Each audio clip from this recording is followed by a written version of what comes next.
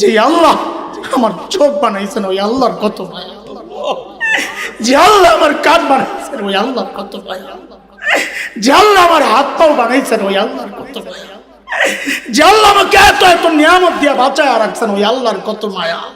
আরে মায়াটা বুঝেন না? ভাবেন কোনদিন মায়া বুঝেন? ভাবেন আমি আপনি যখন দরজা জানলা আটকায়া ভেতরে গুনাহ করি, ভেতরে গুনাহ চলছে, ভেতরে গুনাহ চলছে, ওই গুনাহ অবস্থায় আমার মালিক দরজার নিচে দিয়া বাতাস আর অক্সিজেন পাঠায়া দেন যেন আমি মইরা না যাই। আল্লাহ বলছেন ওরে বান্দা ওই কারিম রবের ব্যাপারে তোরে কে ধোকায় ফেললো, এই কথার ওজনটা বোঝার জন্য একটা উদাহরণ বুঝেন। আমাদেরকে আল্লাহ আল্লাহ রসুল বাদ দিলে সবচেয়ে বেশি ভালোবাসেন কি? আগে একবার বলছি কে? আল্লাহ আল্লাহ রসুল বাদে এগুলো আল্লাহ আল্লাহ রসুলকে আনা যাবে না। সবচেয়ে বেশি ভালোবাসেন মা। মার কলিজায় কত দরদ আর ভালোবাসার মহাব্বত আমি কেমনি বুঝাবো? আমি তো মা না, এটা শুধু মা জানে। মাকে যে আল্লাহ বানাইছেন সে আল্লাহ জানে। আগে একটা উদাহরণ দিছি মায়ের দরদের কথা, আমার মায়ের কথা বলেছি, মনে আছে না? আমরা এটা বলতে পারবো না, তবে কোরআন সুন্নাহ পড়ে মাসআলা শিখে যেটা জেনেছি অনুমান করতে পারি মার দরদ কত। যেমন একটা মাসআলা আপনাদেরকে শোনাই। একটা মাসআলা তো এমন, কোন সন্তান যদি বাবা মার আগে ইন্তেকাল করে তো বাবা তো সন্তানের লাশের পেছনে পেছনে যেতে পারে, বাবা তো সন্তানের কবরেও নামতে পারে। বলে কেন? বাবার কলিজায় কি দরদ মায়া নাই, ভালোবাসা নাই? বলে আছে।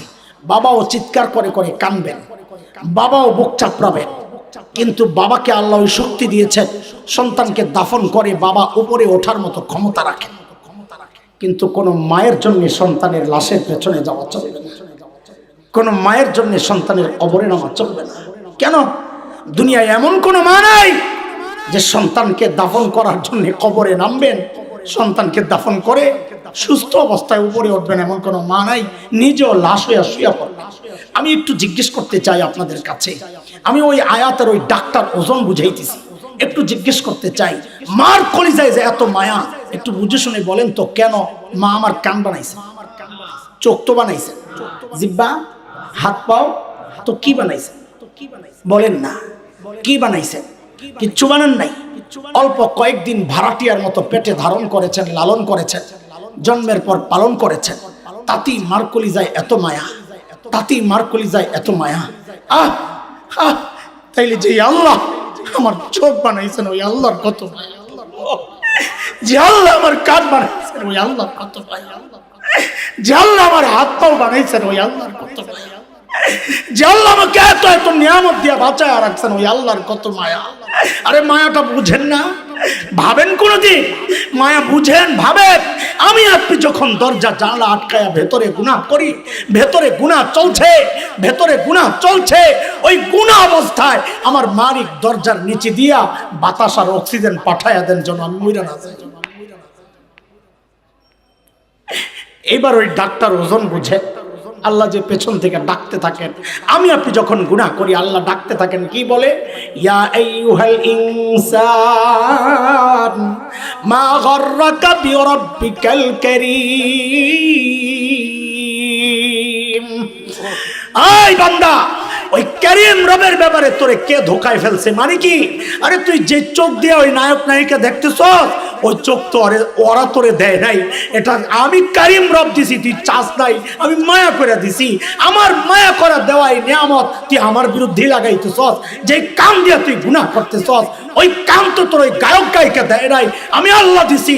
যে জবানে তুই আমার নাফরমানির কথা বলস ওই জবান তোর নেতা নেত্রী দেয় নাই, আমি আল্লাহ দিছি। আরে যে হাত দিয়ে আমার বিরুদ্ধে লেখস ওই হাত তোর নেতা দেয় নাই, তোর সরকার দেয় নাই, তোর অফিস দেয় নাই, তোর নেতা দেয় নাই, তোর মালিক দেয় নাই, ওই হাত তো আমি আল্লাহ দিছি। আমার দেওয়া অঙ্গ দিয়া তুই আমার বিরুদ্ধেই লেখছস, আমার বিরুদ্ধেই বলছস, আমার বিরুদ্ধে কথা শুনছস, আমার বিরুদ্ধে আমি যা নিষেধ করেছি তা দেখছস। কেন রে বান্দা, কি পাইয়া তুই আমারই ভুলে গেলি? কি পাইয়া তুই আমারই ভুলে গেলি? বলে আল্লাহ কারীম তো ওই সত্তাকে বলে যিনি না চাইতে দেন, আপনি আমার কি কি দিছেন? তা আল্লাহ যেন জবাব দিচ্ছেন, আরে জালিম তোর চেহারার দিকে তাকায় দেখ তোর কি দিস। সব জায়গায় তাকানোর দরকার নাই, তুই খালি তোর চেহারার দিকে তাকায় দেখ। আল্লাযী খালাকাকা ফাসাওয়াকা ফাআদালাক ফি আই সূরাতিন মা শাআ রাক্কাবা। তোর মতো সুন্দর করে আমি কাউরে বানাই নাই। আর দেখ দেখ তোর চোখের মধ্যে কি সুন্দর ঝাড়ু লাগাই দিস, ময়লা পরে আমি ভেতর থেকে পানি বের করে ঝাড়ু দিয়ে পরিষ্কার করে দিই। আর তুই যখন ঘুমায় যাস তোর চোখগুলো অনিরাপদ হয়ে যায়, আমি আল্লাহ নিজ দায়িত্ব উপর দিয়ে একটা শাটার লাগাইয়া দেই, ওগুলো নিরাপদ দিয়ে নিরাপদ বানাইয়া দিই। আর ওই চোখ দিয়ে তুই ঘুম দিয়ে উঠাই আমার বিরুদ্ধে কেন করস এটা? আল্লাহ ডাকতে থাকেন। দোস্ত তিনটা জিনিস দিলার দিমাগের মধ্যে বসান। এক নম্বর, আমারে কে দেখতেছে?